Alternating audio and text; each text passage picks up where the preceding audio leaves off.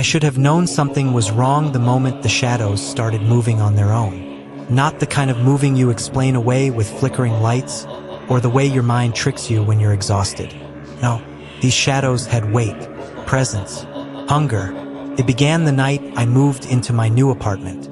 I was 27, excited to finally live alone, free from the constant noise of roommates.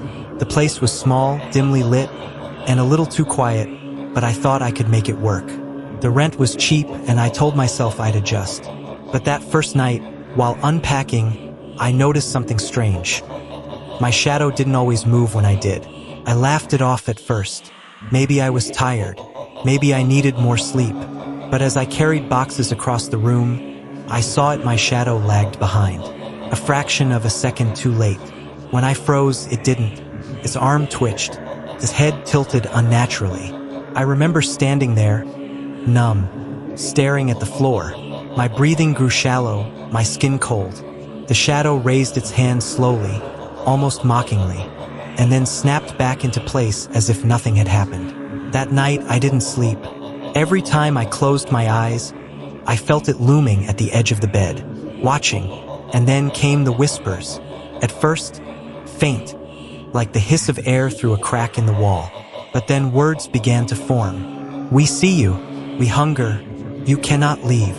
Over the next few days, the apartment felt heavier. Every corner seemed darker than it should be. I left all the lights on, but somehow shadows still gathered. When I walked through the hall at night, I could swear footsteps followed just behind me. Not echoes, no, these were delayed, irregular, alive. One morning, I woke up to find scratches along my walls. Not shallow ones, deep gouges, like claws had raked through the plaster. My landlord shrugged it off when I asked. Old building, pipes, settling. But I knew. I started researching the building's history. That's when I learned it had been abandoned for decades before reopening. Tenants in the 1970s reported shadow people stalking the halls, whispering at night, driving some to madness. 2 were found dead in their beds, eyes wide open, faces twisted in terror. The apartment I lived in, it was theirs. I tried leaving, packed my bags, told myself I'd crash at a friend's. But when I stepped outside, the shadows followed. My reflection in store windows would grin while I stared in horror. Streetlights flickered and died as I walked under them. That night, my friend kicked me out. He said he woke up to find me standing at the edge of his bed, staring, whispering something in a voice that wasn't mine. But I wasn't aware. I swear I was asleep. I had nowhere left to go. I returned to the apartment, and that's when things got worse. The whispers grew constant.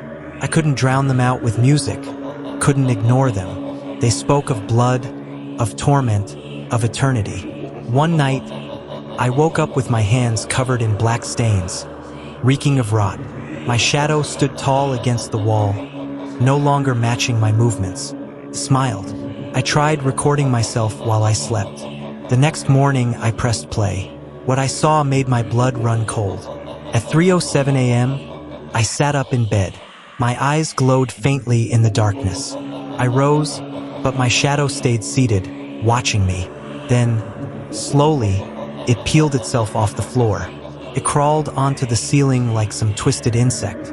The camera caught me whispering in unison with it. The voice was layered mine, and something much deeper, like a growl echoing from the grave.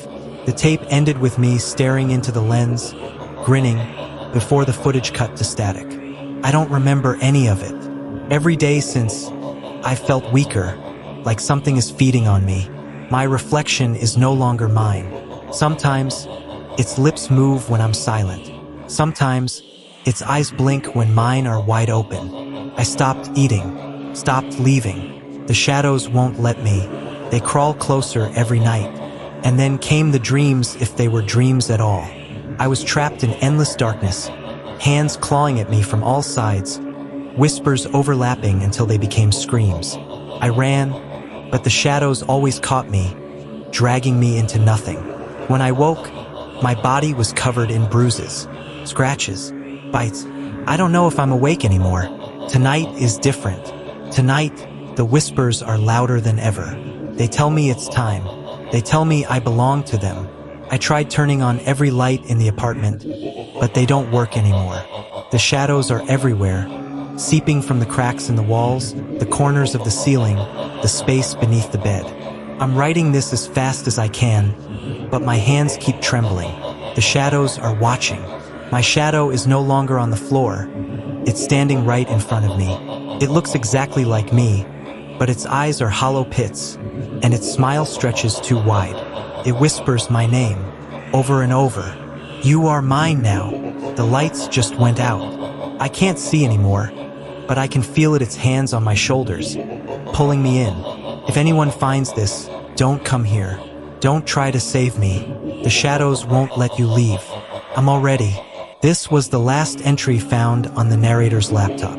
The apartment remains abandoned. Neighbors report screams at night, but no one dares to check. Some say if you pass by the building at 3:07 a.m., you'll see a shadow in the window, smiling. And if you've read this far, be careful. They say once you know about them, they know about you. Tonight, when you look at your shadow, make sure it's still moving with you. Please, if you found this scary, subscribe, like, comment, and share. I dare you.